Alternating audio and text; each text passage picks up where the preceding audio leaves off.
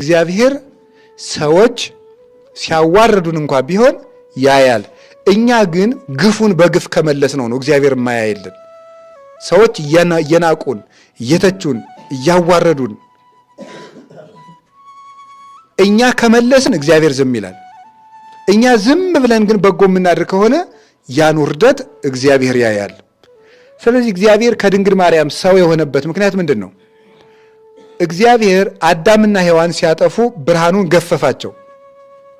ያ ቅጣት በበቃ ነበር። አጋንንት ግን ማላገጥ ጀመሩ፣ በሰው ልጆች ላይ መቀጻጸፍ ጀመሩ።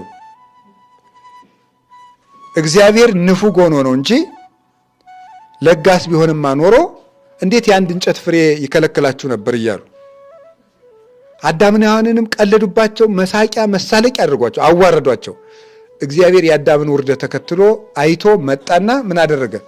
እኔ በለስን አትብሉ ያልኳቸው ፍቅርን ለመግለጽ ነው እንጂ እንኳን በለስ ስጋዬን እንኳን የምሰጥ ለጋስ ነኝ አለና አጋንንቱን አዋርዶ ለአዳም ደግሞ ልግስናውን ገለጸለት።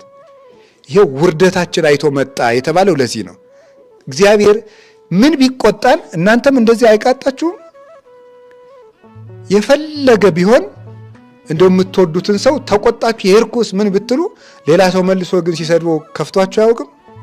ይኸው እንደዚያ ነው እግዚአብሔር፣ እንደዚያ ነው። እሱ ይገስጸናል ይቀጣናል እንጂ ለሚያዋርድ ግን አሳልፎ አይሰጥም። ይሄ እግዚአብሔር የሚያደርገው ነው። የእግዚአብሔር አሰራሩ ይሄ ነው።